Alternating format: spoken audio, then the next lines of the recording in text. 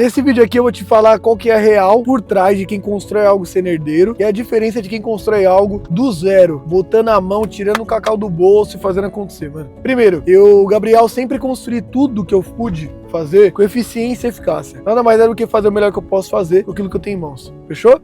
E pra mim construir isso, eu quando comecei, lembro até hoje de um dia que eu tava indo pra minha escola, na época eu estudava bem pertinho de casa, indo pra escola eu lembro que eu passei numa rua que era bem conhecida por escolas particulares, e lá tava passando tipo assim, pô, só Porsche, BMW, fala carro de Volvo, só carro, Land Rover, exato. E eu lembro que eu tava passando aquele dia, e eu perguntei pro porteiro, tá ligado, quando eu tava andando, qual era o custo pra poder estudar naquela escola. Só pra falar o nome pra vocês, a escola da Cantareira, tá? Quem é aqui da Zona Norte sabe qual escola que é. Aí na época ele falou, tipo, papo de uns... é 2.000 e não sei quanto, tudo bem? Pra poder estudar lá. Mas só pra vocês terem uma percepção aqui. Naquela época, minha mãe lavava prato num restaurante à noite. E no período da manhã, na parte da tarde, a mãe trabalhava como recepcionista de um motel. Enquanto meu pai estava fazendo alguns trabalhos em casa, a oficina dele estava em casa, mas poucos trabalhos. Então, basicamente, ainda na minha família girava em torno de R$1.500 a R$2.000. Quando ele falou que o custo para estudar naquela escola era R$2.000, você é louco. Eu quase entrei em depressão, pô. Lembro até hoje de poder entrar no ônibus, eu com a minha entrada da escola pensando, caraca, mano, eu não consigo colocar dinheiro no bilhete para ir pra escola. Imagina ter R$2.000 para poder pagar uma mensalidade dessa. E ainda tem material escolar, uniformização, passeio. Aí, passeio é mais caro, tá ligado, né? Aí já aumenta muito mais. Então, naquela época eu meio que caí na real, tive uma pequena micro reflexão, pra ser bem sincero com vocês e honesto. E nessa pequena micro reflexão, eu lembro até hoje. Eu cheguei na escola, era aula de geografia da professora Gabriela, mas ficou umas coisas grudas na cabeça, né? E ela deu um papelzinho pra gente falando o que a gente queria ser quando crescer. Aí na hora de preencher aquele papel, eu falei pra professora Gabriela que eu queria ser rico. Realmente pela dor que eu tava sentindo de, pô, tá, sei lá, um semestre sem conseguir comprar um tênis, eu não conseguia ter saldo no bilhete, eu quase perdia meu passe livre, tinha que pegar carona pra ir pra voltar da escola. Graças a Deus, meu pai e minha mãe sempre honrou financeiramente em casa, pra gente não passar fome ou uma necessidade a mais, mas era tudo muito no mínimo, tudo muito apertado, mistura era linguiça e nuggets e olha lá, tá ligado? Miojo e vambora. Então só pra vocês entenderem, era uma fase bem difícil da nossa família, foi um desafio que a gente enfrentou. E ali eu escrevi que eu queria ser rico, tá ligado? E eu não sabia o que era ser rico. Aí eu vou dar um exemplo bem claro pra vocês, mano. Pra mim, e eu acredito que pra professora Gabriela, até hoje era, ser rico ou construir riqueza, você precisa nascer de berço, você precisa já pegar algo que já está edificado, construído, solidificado, para que você possa tocar aquilo e com rentabilidade viver sua vida, sem se preocupar com o dinheiro. Legal? Acho que é o que na cabeça dela ela pensaria. Lembrando que a professora Gabriela, naquele contexto, devia ter uns 30 anos de idade, ela era nova até por ser professora, eu tinha 12, 11 anos de idade. Hoje eu tenho 22, acabei de fazer 22 anos. Eu lembro que a conta não fechou na minha cabeça, porque eu perguntei pra professora, quais são as melhores profissões hoje para poder se trabalhar, para poder ficar rico? Ela falou, você pode ser professor de universidade, você pode ser médico, você pode ser advogado. Aí eu comecei a fazer uma base de cálculo micro ali na minha cabeça. Para mim sair da escola, para mim ir para a faculdade, demoraria mais uns 5, 6 anos ali, para mim começar a faculdade. Até terminar a faculdade, mais 4 anos. Aí eu saí da faculdade podendo ganhar de 1 a 3 salários mínimos como teto. E posterior a isso, depois eu deveria fazer uma pós-graduação para que depois de 2 a 3 anos eu pudesse me concorrer a uma vaga para poder ganhar de 8 a 10 salários mínimos. Isso foi o que eu entendi na época pela professora Gabriela. E fazendo conta ali na minha cabeça, a conta não fechava, pô. Eu precisava conquistar, gerar e atribuir à minha família muito mais do que o que a professora Gabriela me prometeu naquela época, deu pra entender? Então, como isso aconteceu naquele período, eu acho que a minha cabeça deu uma virada de chave e eu entendi que eu não poderia esperar o novo, não poderia esperar alguém me entregar algo. Nada seria dado, nada seria ganhado, tudo seria construído. Dinheiro se gera, não se ganha. Então, uma parada que mudou muito na minha cabeça aquele dia foi exatamente esse insight. E eu comecei a ver que muitas vezes o que eu acreditava por conta da minha família, tá? Grande parte das vezes, ou pilares até que eles tinham como cultura, que quem era rico, ou porque era ladrão, ou porque roubava. Você já ouviu isso daí também, certeza, na sua casa? Sim. Fazia coisa errada. Faz coisa errada. Não, tem tanto dinheiro assim, mas coisa errada. É uma loucura, né? Ou essas pessoas, por não se confrontar, acreditavam que vem de berço. Daí vem de berço. Isso daí é herdeiro. É não sei o que lá, é bababá, é bibibi. Porém, eu infelizmente não acreditei nesses pontos. Eu acreditava que era realmente capaz de você poder ir lá e construir, solidificar, gerar. Então ali eu comecei a vender.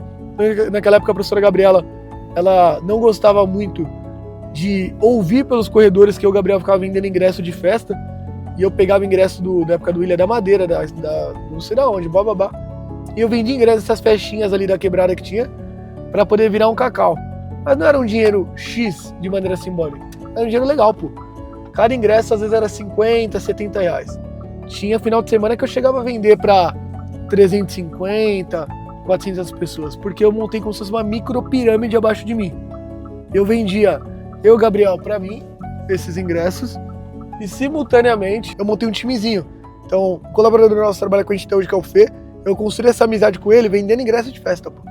Eu conheci o Fê porque eu tava com muito ingresso, eu tava com muita necessidade de comprar ingressos novos, ele tava com muito na mão, então eu basicamente entreguei vendas para ele poder vender o que ele tinha parado de ingresso. E eu já montei minha cabeça com uma estrutura de funil, isso que eu acho engraçado. Eu tinha um canalzinho no YouTube, que na época era Undershow, era não sei o que, se você lembra dessa época. Eu tinha um canal de câmera do beijo, até vergonha de falar isso, né? Que loucura.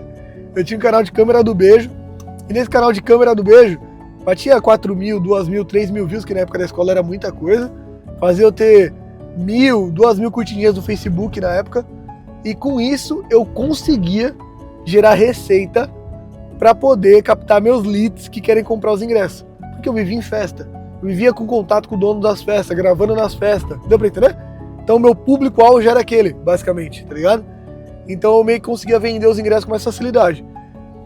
Mas por não ter cabeça na época, eu pegava parte desse valor para poder ficar me exibindo com meus amigos e a outra parte para poder dar VIP para todo mundo que eu gostava com esses ingressos, tá ligado? O que sobrava era para comprar, sei lá, um combo, um narguile e cortar o cabelo, tá ligado? Mas ele começou a se construir, a professora Gabriela começou a vir nos corredores.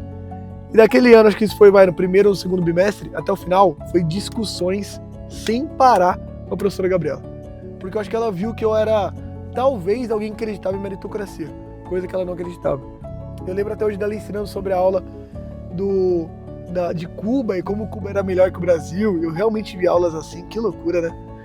Que racionalizar o gás seria algo muito melhor para todos nós como seres humanos e não eu poder gerar tudo aquilo que eu acreditava que era necessário.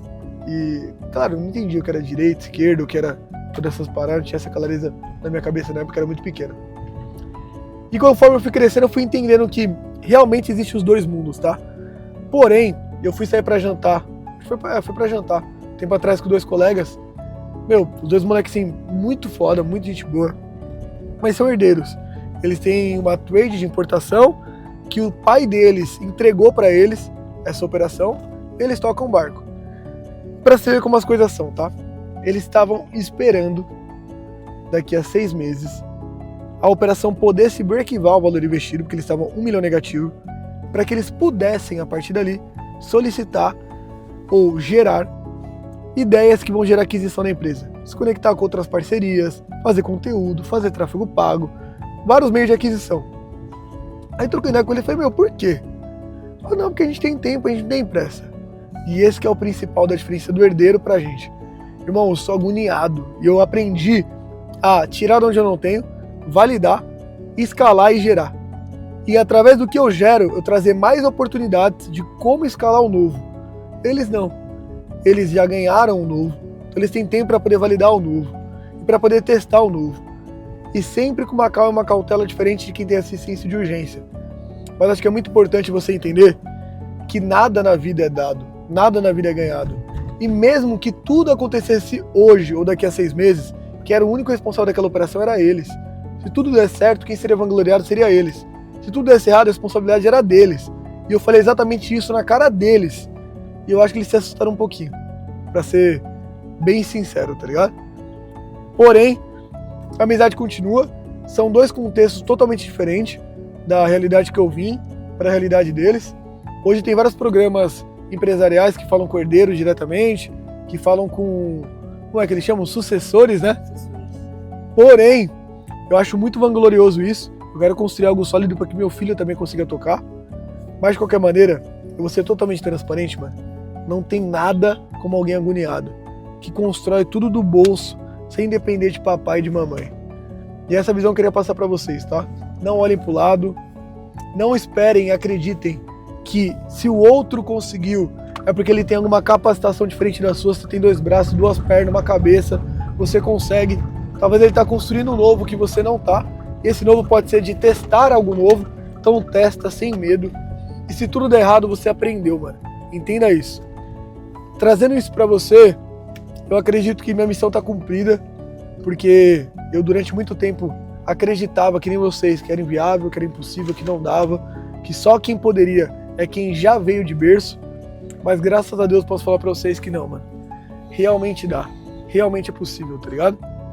É só você acreditar, querer mais que todo mundo, se esforçar mais que todo mundo e entregar mais que todo mundo. Tá fazendo isso e tá dormindo tranquilo no seu travesseiro, sem acreditar que o mundo tá sendo injusto por não ter resultado de maneira instantânea, você tá sentindo que tá plantando, colhendo e aprendendo com o erro, mano, você tá no caminho certo. Pode demorar, isso que eu tô te falando, pode demorar 1 ano, 2, 3, 5, pode demorar. Mas o jogo da probabilidade não falha, você vai colher, mano. E quando colher, vai ser tão bom quanto cada dia plantando, porque vai ter suor ali. Fechou? O vídeo de hoje é só, estamos chegando no prédio, certo? Acabamos de comer um hambúrguerzinho. Estamos chegando aqui no escritório agora. O Matheusão falou, mano, vamos fazer um vídeo falando um pouco mais sobre disciplina. Mas acabou de comer um hamburgão. Cadê o lanche do Igão aqui? Cadê? Aqui, ó, tem logo um podrão do Marques Hamburgueria, pra quem é daqui da São Paulo sabe. Pro Igão. Então assim, pô, não daria pra gente poder fazer um vídeo agora de disciplina, né, irmão? 11 horas da noite tomando coca, comendo lanche, podrão. Mas só pra deixar claro, esse vídeo foi muito pensado em quem realmente tá do outro lado, me acompanha. Curte, comenta nesse vídeo, se inscreve no canal. Você tá vendo, né, uma taxa de mais de 700 pessoas que passou pelo canal nessa última semana e não tá inscrito ainda. Então se inscreve no canal e bora, vamos pra cima. A buzeira tá solta.